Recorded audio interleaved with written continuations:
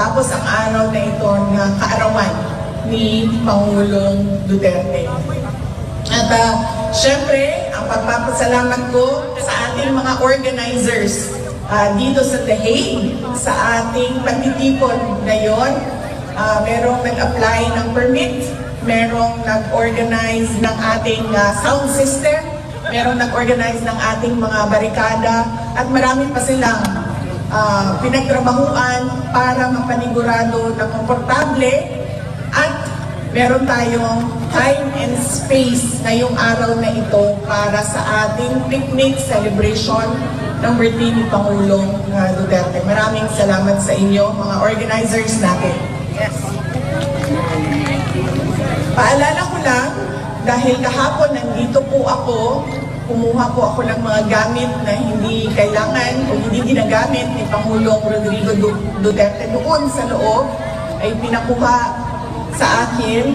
Sinabihan ako doon sa loob na pakiusapan kayong lahat, kasama na ang media, na huwag mag-video footage at pictures sa kanilang facade ng kanilang detention facility, lalong-lalo na sa mga tao na pumapasok at lumalabas. Bawal po sa kanilang protocols ang videohan ang kanilang detention facility. So pakiusap ko lang, sundin natin kung anong protocol nila dito sa videotaping and sa recording and sa photography. Dahil sa ngayon, nakikita ninyo na napaka-lenient at napaka-cooperative nila sa atin, at nakikita nila na, at tinutulungan nila tayo na maipakita sa mundo kung ano yung nararamdaman natin. Kaya yung mga maliliit na bagay na hingin nila na huwag dyan kayo mag-film at pag-videotape, ay sundin natin. Ang susunod po ay mensahe galing kay Pangulong Rodrigo Duterte. Sinabi niya ito sa abogado kahapon, at sinabihan niya ang abogado dahil hindi ko makikita si Inday Sara bukas, dahil ang nakaschedule bukas ay ang aking kapatid si Veronica at si Shelito, ang kanyang mama. Sabihin ko sa lahat ng mga supporters ni Pangulong Rodrigo Duterte at sa lahat ng mga abogado na kaibigan niya to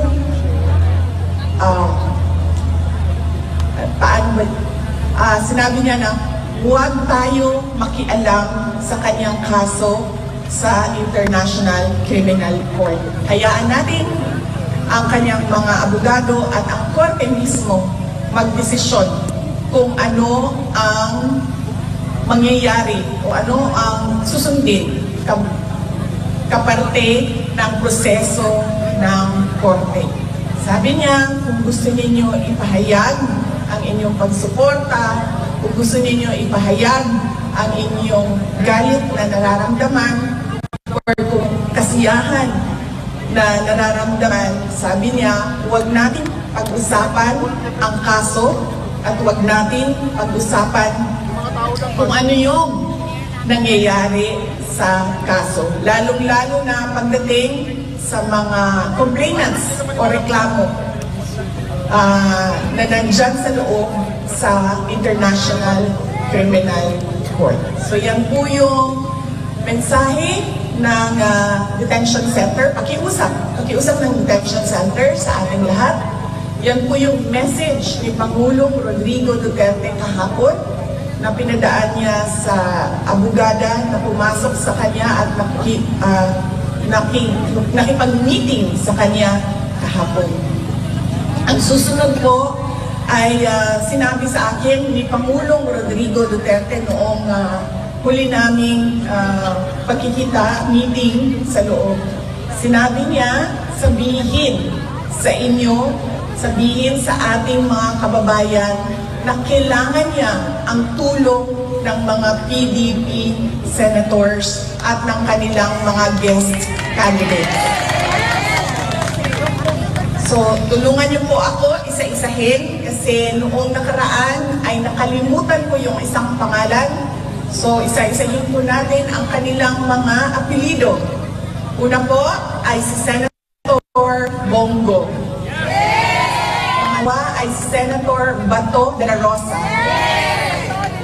Ang sunod po ay si Senator Attorney Jimmy Bondo. Ang susunod ay si Senator Attorney J.V. Hinlo. Ang susunod ay si Senator Attorney Raul Lambino. At ang panghuli po ay ang ating kaibigan, si Mr. Senator Philip Salvador. Yan po ang candidates ng PDP. At ang kanilang mga guest candidates ay una si Senator Attorney Rodante Marcoleta, si Senator Attorney Vic Rodriguez, Senator Pastor Apollo Kibuloy, at ang panghuli ay si Senator Dr. Richard Mata. Yan po ang sabi niya kasi nagplano sila ng mga kampanya bago siya dinala. Sa pilitang dinala dito sa ICC detention, meron silang mga plano ng mga iba't ibang rallies para sa mga senators ng PDP laban at kanilang mga guest candidates. So sinabi niya,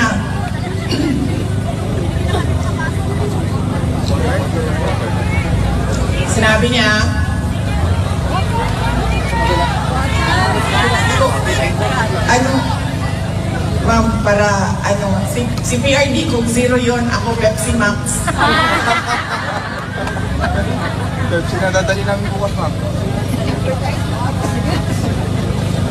Para balanse ang competition.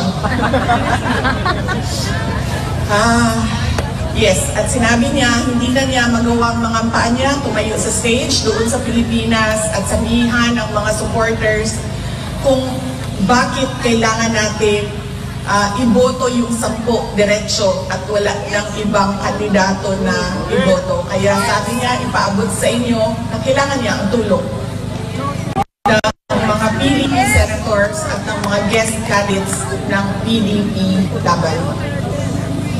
Ang sunod po ay, actually nakalimutan ko kanina, dapat ang opening natin ay pagpapasalamat sa Diyos sa magandang araw na ito.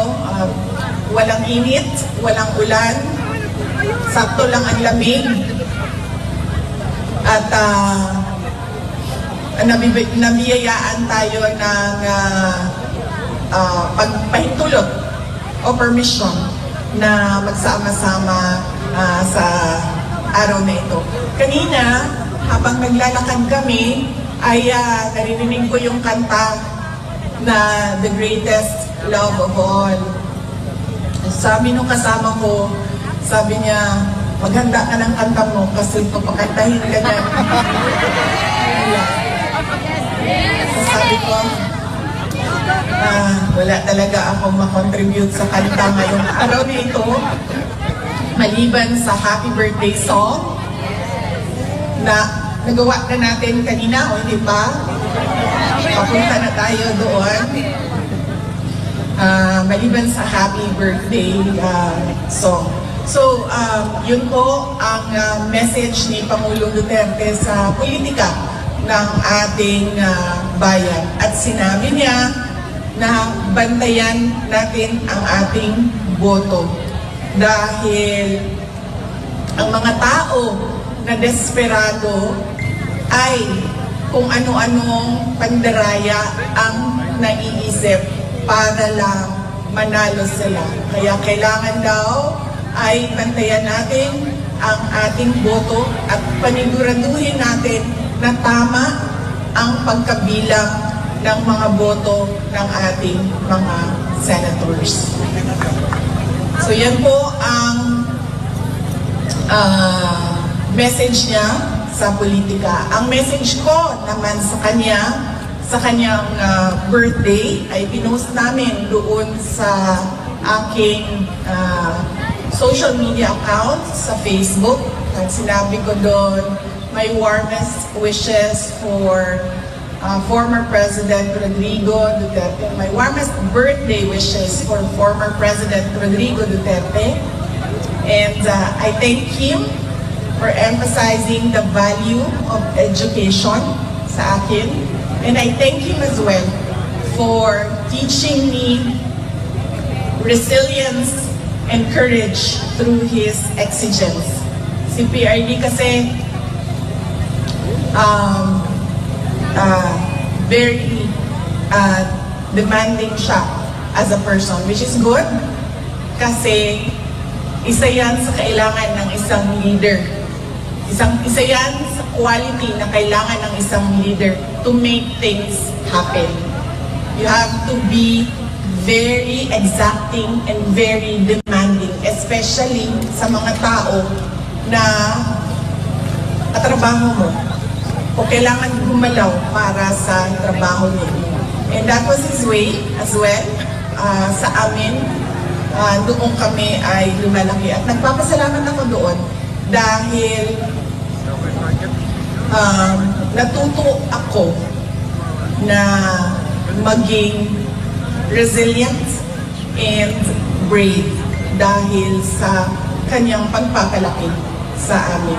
In fact, noong isang beses na magkausap kami sa loob, sabi niya sa akin, alam ko, pag-usapan namin ang pagbisita ng aking mga kapatid, at sinabi niya sa akin, sabihan mo sila, bago sila pumasok dito, huwag silang umiyak. So yun ang mensahe niya sa kanila at sinabi ko din sa mga kapatid ko na ubusin niyo yung luha ninyo sa loob ng banyo. Ang pasok ninyo doon, huwag kayong umiyak.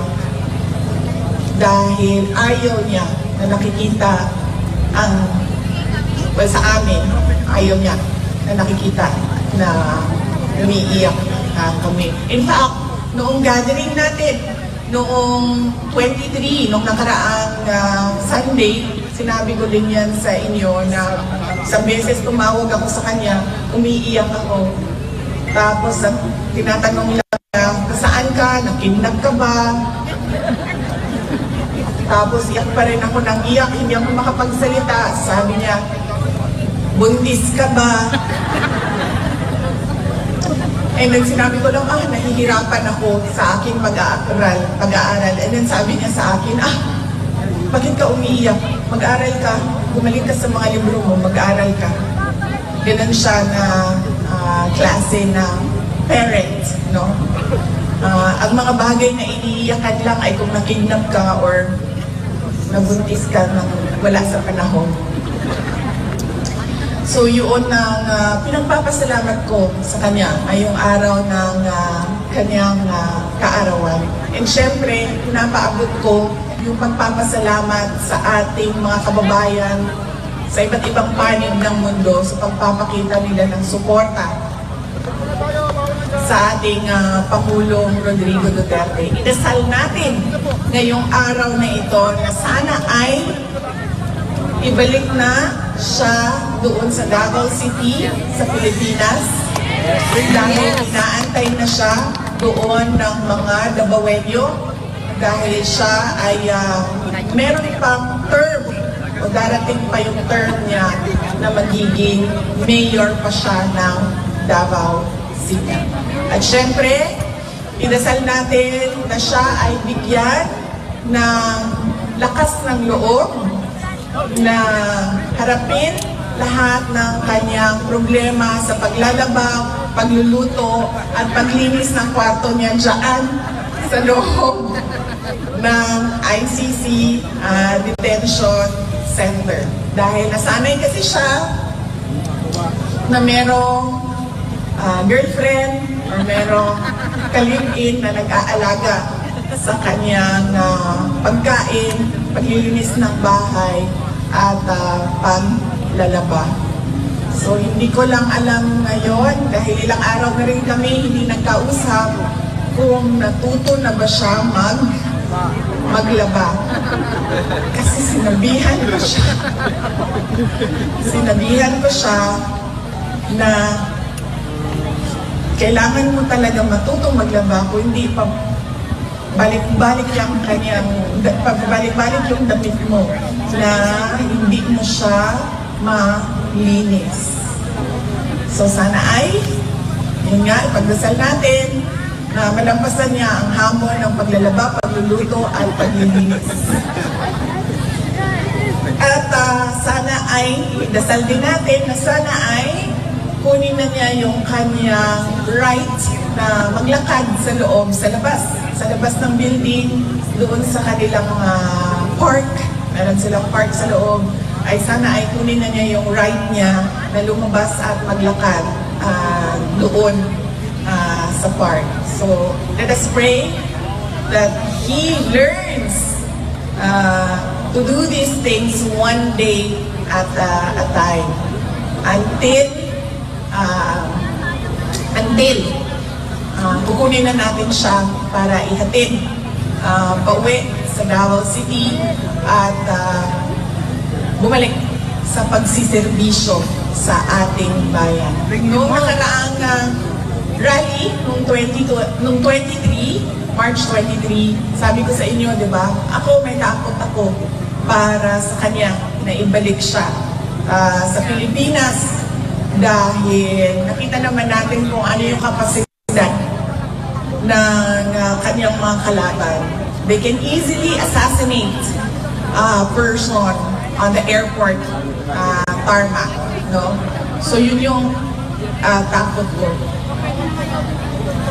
At sinasabi ko sa kanya yun, pero ang kanyang paninindigan na gusto niya talagang umuwi sa Davao City ay you cannot shake it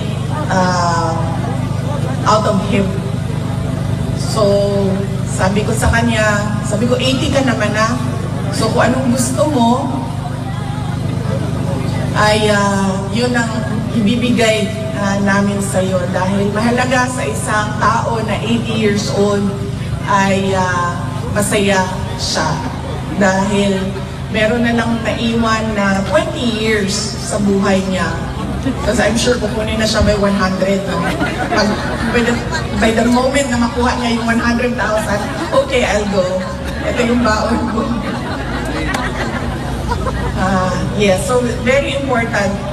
Hindi lang kay Pangulong Rodrigo Duterte, but noon sa mga lolo, lola natin, mga magulang natin, mga kapatid natin, na 80, 85, 90, 95 years old, na bilang na yung kanilang mga taon bago sila mag-100, na ang mahalaga ay maalala nila na during the last 20 years or 30 years of my life, I was happy and I was able to do what I wanted to do in my life for my country and especially for God. So, ang ating pagsasara ngayong umaga na ito ay sa aking speech ay dasal din. Magdasal tayo para sa ating bayan. Ang gusto natin ay nakikita natin na paakyat ang ating bayan. Hindi tayo nahuhuli sa ating mga kapitbahay. Hindi tayo nahuhuli sa mga second home ninyo dito sa Europe. Gusto natin nakikita na merong oportunidad ang mga tao natin doon. Unang-una, healthcare. Pangalawa, edukasyon. At syempre, pag natapos sila nag-aral, pwede silang magtrabaho doon na yung kanilang natatanggap na benepisyo at sweldo ay pwedeng magpalaki ng mga anak at pwedeng magkapamilya ka doon, magkabahay ka doon sa ating bansa. Simple lang ang pangarap ng mga tao na nagsimula sa walang-wala. Pero nagtataka ako bakit hindi natin nakikita sa ating bayan yon. Gusto lang naman natin maayos na healthcare, maayos na pamamahay, malinaw na pagpamuyo sa ato ang mga komunidad. At hindi tayo takot para sa ating mga anak na nandoon sila sa labas ng bahay, pumapasok sa paaralan, at walang nangyayari masama sa kanila.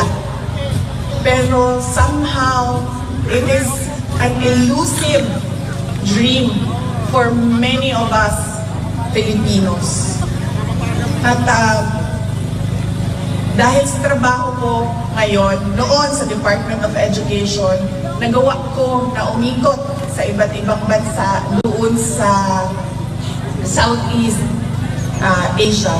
And alam nyo, nahihiya ako as a Filipino, lalong-lalo na pag meron silang mga komento na napakaganda ng bayan ninyo, napakayaman ninyo sa natural resources and workforce, pero somehow hindi umaangat yung bayan ninyo.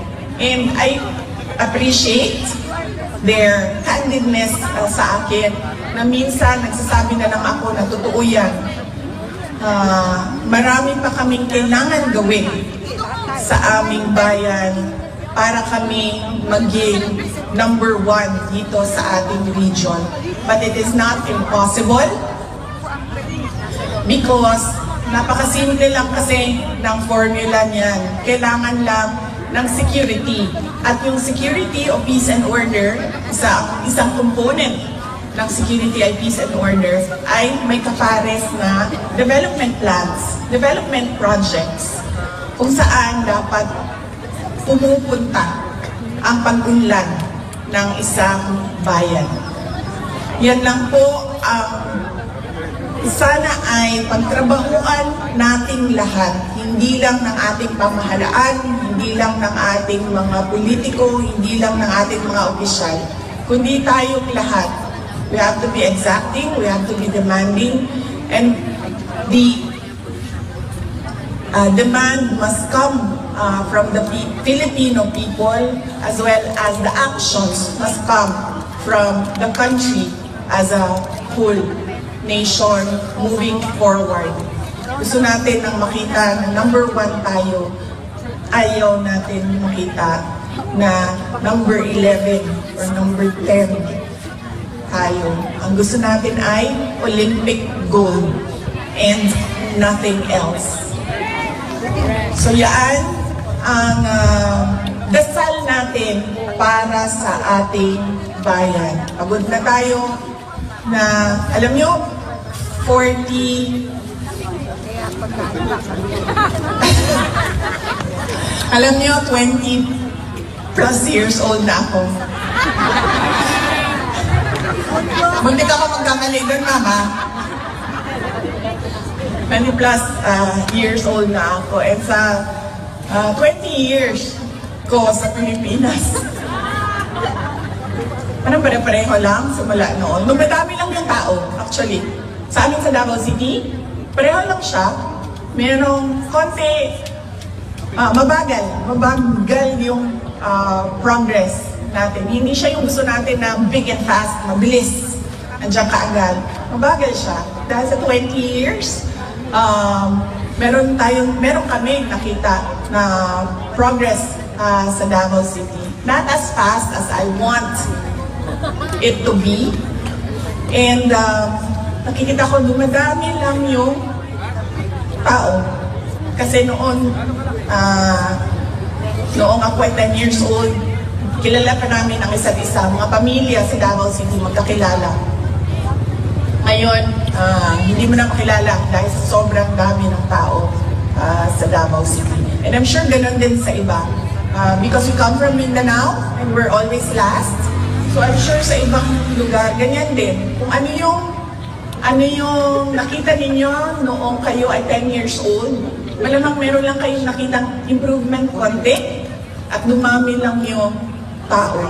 Pero hindi ninyo nakita kung ano yung gusto natin para sa ating bayan.